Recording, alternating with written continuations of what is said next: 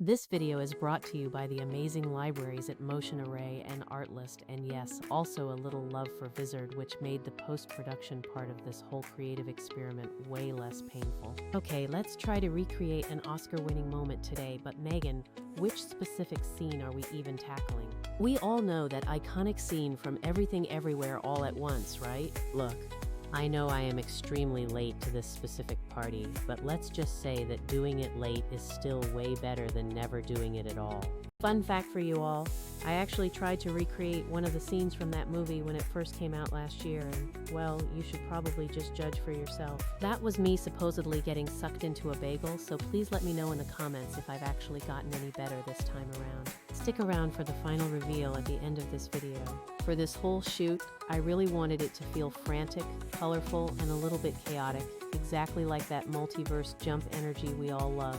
Here is how I built it on a tiny budget and with a small crew. Play along, borrow whatever you want, and if you are making content regularly, I will drop some Vizard tips later that will save you hours of work. Step 1 is all about the green screen, or its poor, accessible cousin, cheap craft paper. If you have a professional green screen, that is awesome, but if not, do not freak out at all.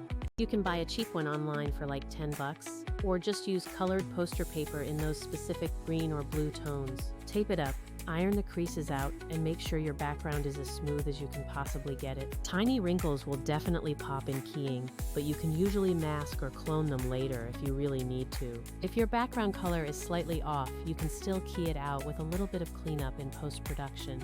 Trust me, I've done this with grocery store craft paper and it actually held up perfectly fine on camera. Step 2 is lighting, and this sequence really needs to feel hyperactive and intense. I put 2 color-changing lights on either side of me to create those quick, shifting hues. If you don't own fancy RGB panels, just use a friend with some translucent colored gels in front of a lamp. Have them swap colors every single second. It's low-tech, but looks incredibly dramatic. A small LED as a key light on my face kept things readable. Pro tip, place the key slightly off to the side to imitate sunlight hitting your cheek. It gives way better dimension than a flat front-facing light. Now you might be asking, how do we get the background to feel like it's zipping by if we don't have tons of footage? That is where stock sites like Motion Array and music libraries like Artlist come in. They are absolute treasure troves for city time-lapses, glitch hits, and texture overlays. I'll use those clips in post, and later I'll show you exactly how Vizard fits into this process. Think of Motion Array and Artlist as the wardrobe and props, and Vizard as the fast editor that dresses and posts everything for you.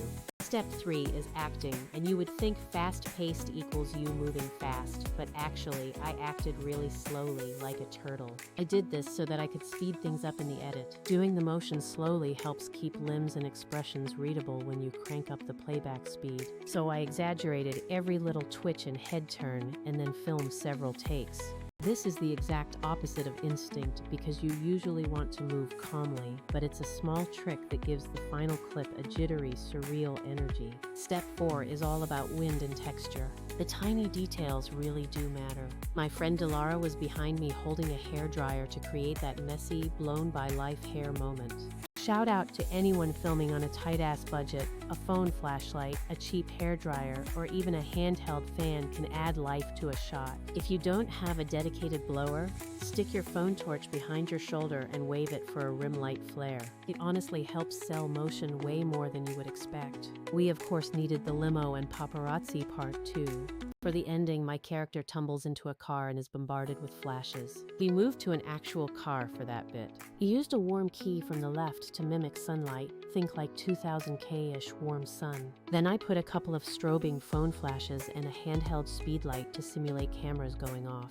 Little logistics note. We had to hold the light because it couldn't mount on the car, so someone is always doing that awkward lean. Delara also held a phone and did the quick flash rhythm for total authenticity. Stash a small LED or flash in the back pocket for quick bursts if you need to fake that constant popping. It is silly, but it honestly works. Step 5, editing and VFX. Once you've keyed out the green screen and color graded the footage to taste, you'll want to assemble fast-changing environmental clips. I went to Motion Array and looked up walking city time-lapse, street rush, and fast zooms.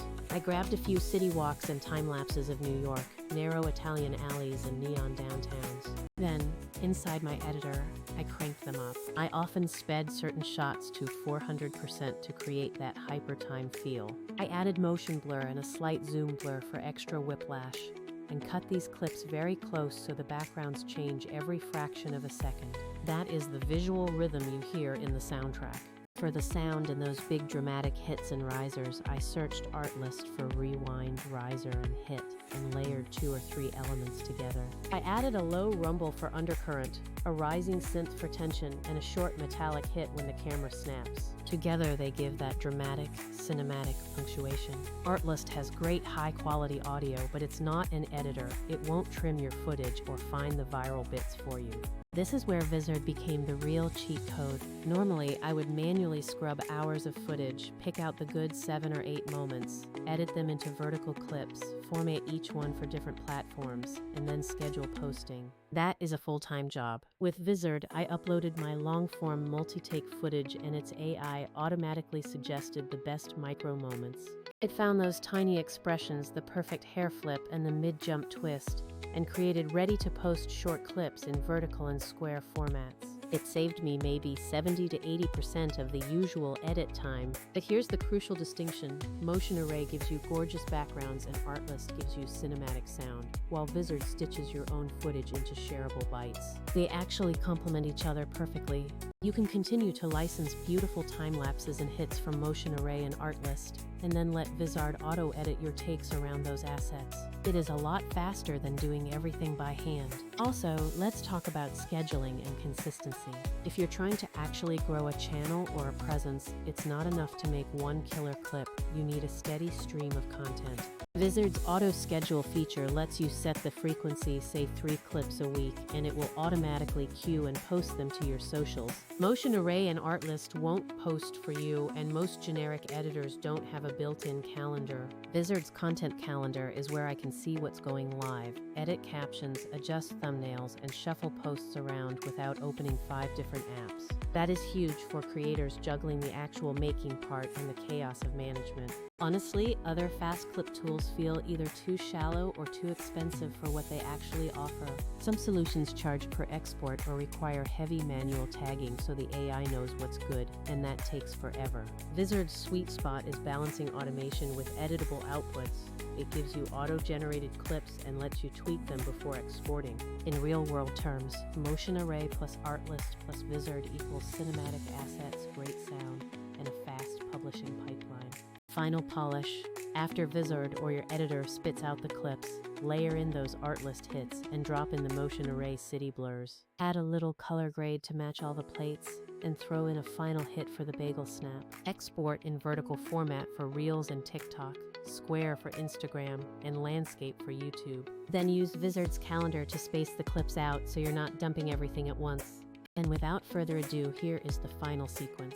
If you're watching this and thinking, wow, that looks like a ton of work, it kinda is the first few times. But the combo of Motion Array plus Artlist for assets and Vizard for clip extraction turned a full afternoon edit into a focused 1-hour session. That is the difference between doing a one-off stunt and actually recycling the same footage into multiple posts.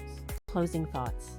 If you're a creator who sits on long-form content, stop manually hunting for the best moments every single time. Use stock when you need polish, use music libraries for sound design, and use an AI clipping tool like Vizard to find what's actually shareable. It helps you keep making, and more importantly, keeps you posting consistently without burning out. Alright, hit me in the comments, did I improve since my last attempt?